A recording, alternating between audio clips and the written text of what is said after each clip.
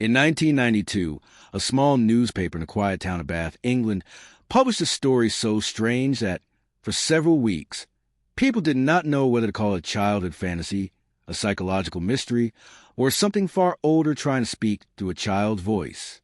It was not about a crime. It was not about politics. It was not about a missing person. It was about a 9-year-old girl named Clara Bennett, a quiet child with dark curls, pale cheeks, and eyes that always seemed to carry a sadness too heavy for someone her age. During a past life regression session, Clara claimed she had once lived in the 19th century, but that was not the part that made everyone in the room go silent. The part no one could forget came when Clara began crying, placed one small hand over her heart, and whispered, "I was Abraham Lincoln's wife." The therapist thought the girl was simply inventing a dramatic story. Then Clara said the sentence that changed everything. "I was sitting beside him when it happened."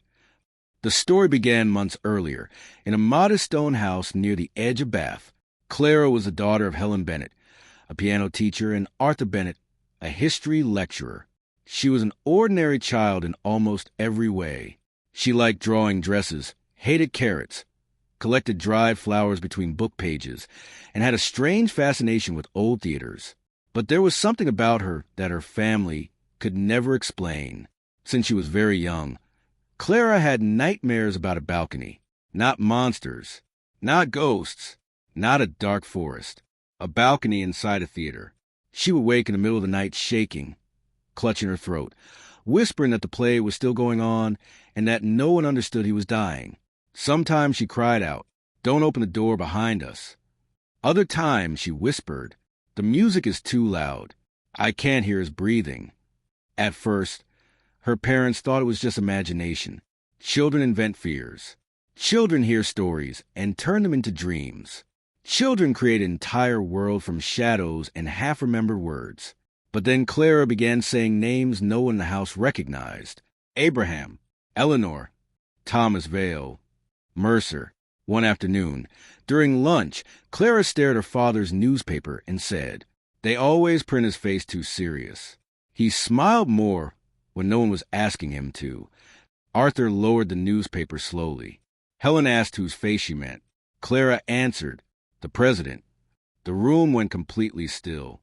It was Clara's aunt, Margaret Doyle, who suggested the family speak with Dr. Evelyn Harrow, a therapist known in the region for working with hypnosis, trauma, and memory regression.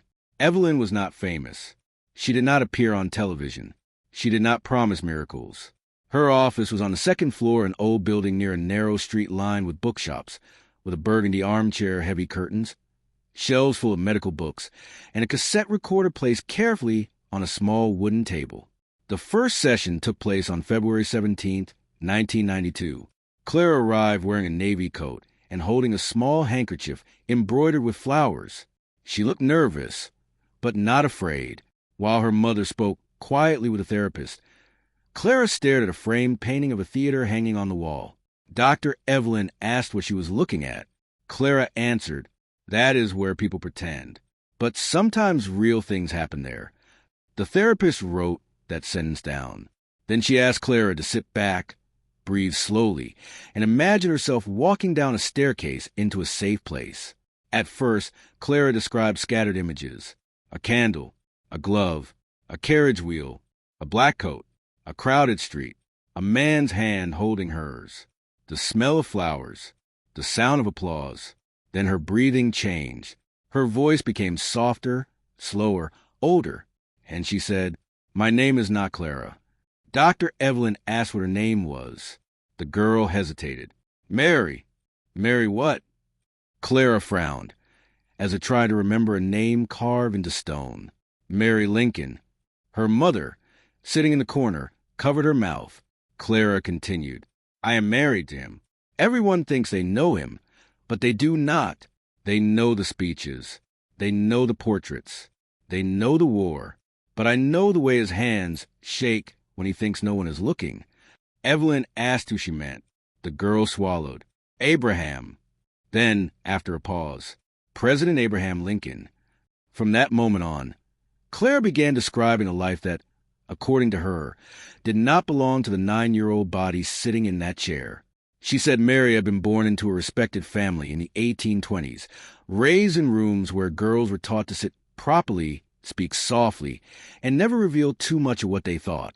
But Mary was never good at being quiet. She read too much, argued too quickly, and noticed things adults hoped she would ignore. Then she met Abraham Lincoln. He was not handsome in the way young women were expected to admire. He was tall, tired-looking, awkward in movement, with a face that seemed carved more by responsibility than beauty. But when he spoke, rooms changed. People listened even when they disagreed. And when he laughed, truly laughed, the sadness in him seemed to step aside for a moment. Clara said Mary loved that laugh. Not the public smile, not the polite smile. The laugh he gave only when he forgot the world was watching. According to Clara, Abraham was a man who carried a nation on his back and still apologized when he stepped on someone's foot.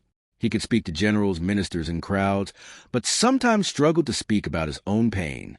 At night, when the house was quiet, he would sit by the window and read letters from mothers who had lost sons in the war. He kept every grief, Clara whispered during the session. He collected sorrow like other men collect medals. Evelyn asked what Mary felt living beside him. Clara answered, proud, angry, afraid, lonely. Then she added, you can be married to a man the whole country belongs to and still miss him while he is in the same room. The therapist stopped writing for a moment. Clara described the presidential residence as both grand and suffocating.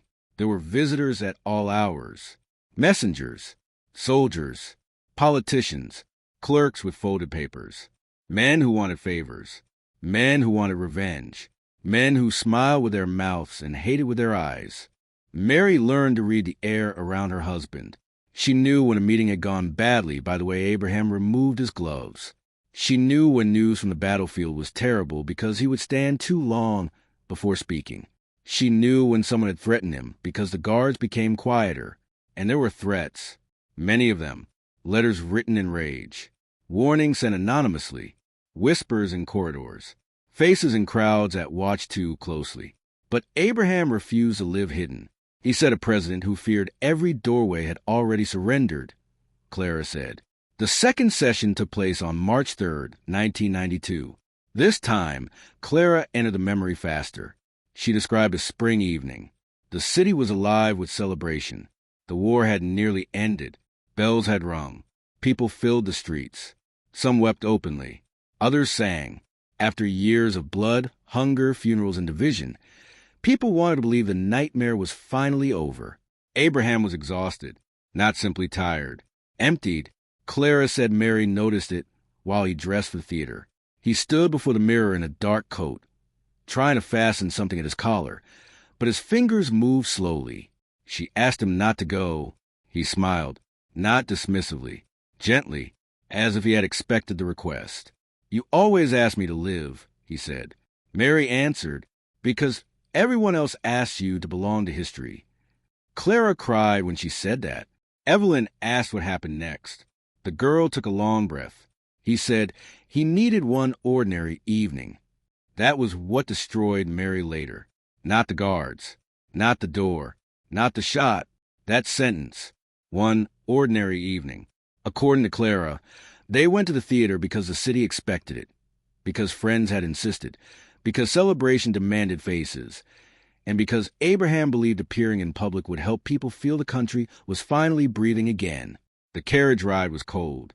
Mary remembered the lamps outside, the wheels over stone, the sound of people recognizing the president as the carriage passed. Abraham raised his hand to them. He looked tired but kind. He was always kind when he was most tired, Clara said. The theater was full. Music, voices, silk dresses, polished shoes, the smell of perfume, wood candle smoke, and warm bodies. People stood when Abraham entered. Applause rose like thunder. Clara flinched in the chair as she described it. Too loud, she whispered. It was all too loud. The presidential box was decorated with flags and flowers. Mary sat beside Abraham. Friends sat nearby. Below, the stage glowed with painted scenery and actors speaking lines that people laughed at too easily, because everyone wanted to laugh that night. Clara said Abraham seemed lighter for a while.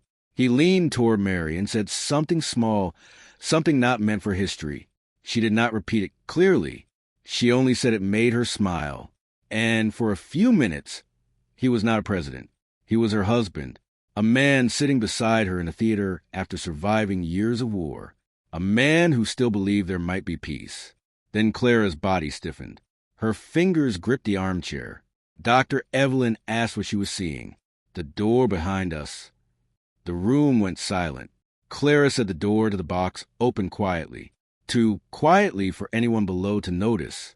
The play continued. The audience laughed. Someone moved behind them. Mary sensed it before she understood it. Not a sound exactly. A change in the air. A presence where there should not have been one. She turned her head. Too late. A sudden crack split the room. Not like thunder. Closer. Sharper. Final. Clara gasped and pressed her hands over her ears. The play kept going, she cried. For a second, the play kept going. That was the detail that haunted her most. Not just the violence. The delay. The terrible little moment when the world had not yet realized it had changed. Abraham collapsed forward. Mary reached for him. At first, she did not understand. The mind protected itself for 1 or 2 impossible seconds. She thought he had fainted. She thought he had stumbled. She thought anything except the truth. Then she saw his face. Clara began sobbing. I called his name. Evelyn asked what Mary did. I held him. I tried to hold him in the world. Below them, the theater erupted into confusion. Some people screamed. Others stood. Someone shouted that the president had been shot. Footsteps thundered. The attacker moved away through chaos, swallowed by panic and noise. But Mary did not see the room anymore. She saw only Abraham, his eyes half open. His breath changed, his body suddenly heavy in a way that living people are not supposed to become. I kept saying stay, Clara whispered, as if love could be an order. Doctors were called. Men rushed into the box. Hands reached past her. Someone tried to move her away, but she resisted. She had been beside him through elections, war, insults, grief, and sleepless nights. She could not understand why. At the final moment, everyone suddenly believed she should let go. They carried Abraham out of the theater and into a house across the street. Mary followed in a state that was not quite walking and not quite dreaming. The night air was cold. People filled the street. Some cried. Some prayed. Some stood without moving. The city that had been celebrating minutes earlier now seemed to hold its breath. Inside the house, they placed Abraham on a bed too small for his long body. Doctors worked around him. Men whispered in corners. Officials came and went with faces drained of color. Mary sat near him. There was nothing else to do. For hours, she listened to him breathe. Every breath became a cliff. Every pause became an ending. Every small movement made hope return only to be crushed again. Clara said Mary held his hand and watched the dawn approach through the window. The morning came anyway, she said. That felt cruel. At 7:22 the next morning, Abraham Lincoln died. When Clara said this, she did not sound like a child repeating a date from a story. She sounded like someone hearing a door close forever. Dr. Evelyn asked what Mary felt. Clara answered, emptiness. Then, after long silence, no, not emptiness, blame. Not because she fired the shot, not because she opened the door, not because she could have overpowered the man behind them, but because grief does not care what is reasonable. Grief looks for a place to live, and when it cannot find the guilty person, it moves into the heart of whoever loved the victim most. I was beside him, Clara said, and I could not save him. The third session happened on March 17, 1992. By then, a local journalist named Edward Mallory had heard about the case through Clara's aunt. Mallory wrote for the Bath Chronicle, mostly covering council meetings, school events, theater reviews, and the occasional strange local story. At first, he thought the entire thing sounded too theatrical. A child claiming to have been a president's wife, a therapist with tapes, a family frightened by their daughter's dreams. It sounded like an invented melodrama. Then he listened to one of the recordings. What unsettled him was not the information itself. Information can be learned. Dates can be absorbed. Children can overhear more than adults realize. What unsettled him was a grief. Clara did not speak like a child pretending to be important. She spoke like someone trapped inside the worst night of her life. Mallory attended the next session. Dr. Evelyn asked Clara not to return to the theater immediately. Instead, she asked her to find a happier memory of Abraham. Clara relaxed slightly. She said she was in a garden. It was late afternoon. Abraham sat on a wooden bench with papers on his lap, but he was not reading them. A child was running across the grass. Mary was watching from the steps. For once, no one was asking him for decisions. No one was demanding strength. No one was waiting for him to hold the country together. He looked almost peaceful.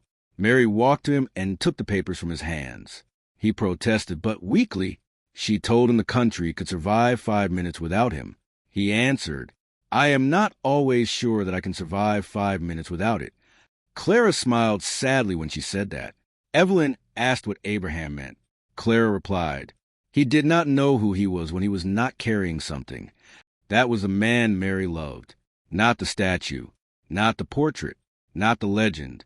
A tired man who made jokes because silence frightened him. A husband who forgot meals.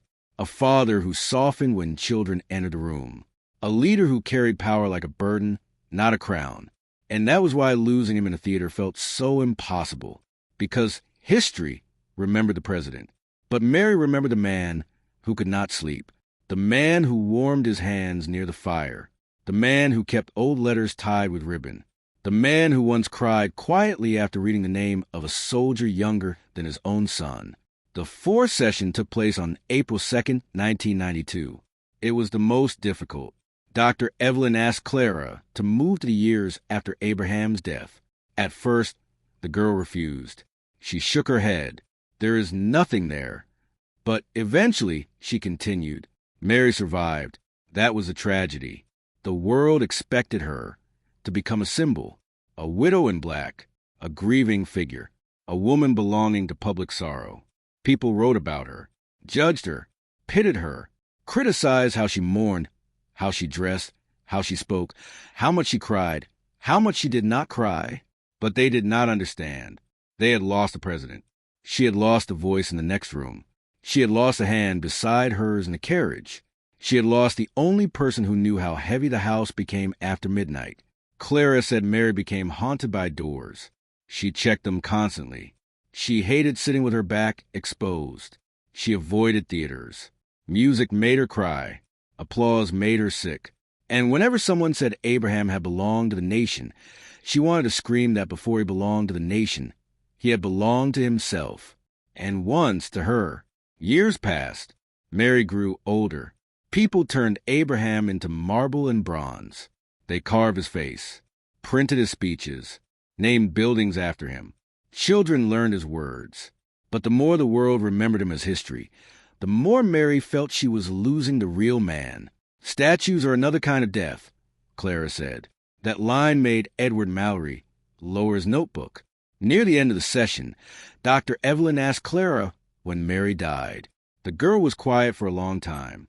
Then she said, "After everyone had already decided what my life meant." According to Clara, Mary died with the theater still inside her. Not every day, not every hour, but always waiting. A laugh from another room could become the audience. A closing door could become the box. A sharp sound could become the shot. A dawn could become the morning she lost him. Then the session shifted. Evelyn asked Clara to find the space between that life and this one. The girl became very still. Her breathing softened. For almost 2 minutes, no one spoke. Then Clara whispered, "I did not want to come back as someone who loved loudly." The therapist asked why. Because love did not save him. Helen, Clara's mother, began crying in the corner. Evelyn asked what Clara needed to tell Mary. The child trembled, then said, "You were not supposed to stop death." The therapist asked what Mary answered. Clara's face twisted with pain. She says wives are supposed to know. Know what? When danger enters a room. The silence that followed was unbearable. Evelyn leaned forward gently. Could she have known? Clara shook her head. No. Could she have saved him? No. Then tell her. The girl pressed the embroidered handkerchief to her chest. "You could not save him." She cried harder, then added, "But you loved him until the end." The room went still. Outside, life in Bath continued. Cars passed on wet streets. Someone opened a shop below. A church bell rang in the distance. The world did not know that in a quiet office above a row of bookshops, a 9-year-old girl was trying to release a woman who had been trapped in a theater for more than a century. After that session, Clara's nightmares became less frequent. They did not vanish completely. For years, she still disliked balconies. She still froze when a door opened behind her. She still became pale at sudden applause. But she stopped waking up whispering that the play was still going. She stopped asking her mother whether the back door was locked.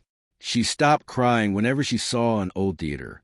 The Bath Chronicle published a story the following Sunday under the headline, "The Girl Who Remembered the President's Last Night."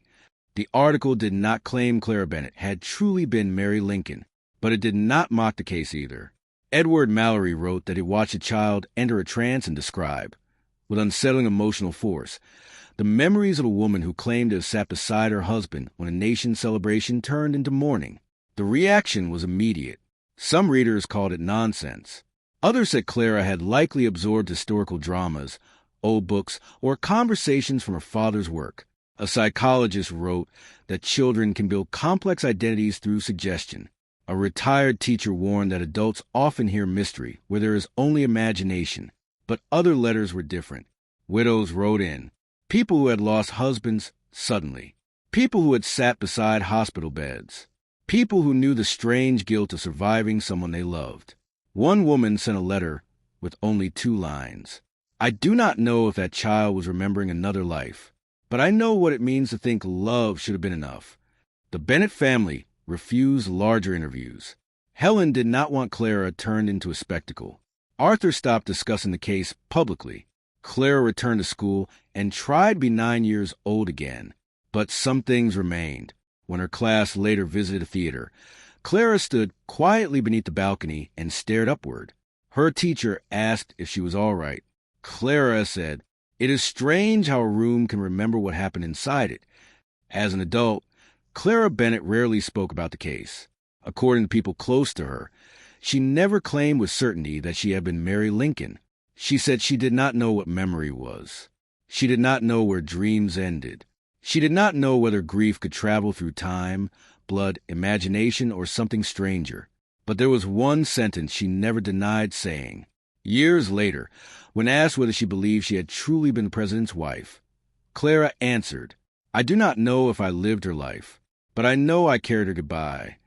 And maybe that is what makes this story so difficult to forget, because we can question hypnosis. We can doubt regressions. We can say a child absorbed details without realizing it. We can talk about suggestion, imagination, coincidence, and the strange architecture of the human mind. But one question remains. Why would a 9-year-old girl wake up grieving a man who never existed in her lifetime? Why would she fear a theater balcony? Why would she describe love not as romance, but as the agony of being the last person still holding someone's hand? Why would she whisper again and again, "I couldn't save him"? Maybe Clara invented everything without knowing. Maybe Mary Lincoln never existed. Maybe Abraham Lincoln was only a shape her mind gave to sorrow. Or maybe some goodbyes are so powerful that they do not end when life ends. They remain in theaters, in doorways, in applause, in the space between one heartbeat and the next, waiting for another body, another voice, another child sitting in a silent room, until someone finally asks, "What are you seeing?" And after more than a century of grief, someone answers, "I am in the theater. I am sitting beside him, and I still couldn't save him."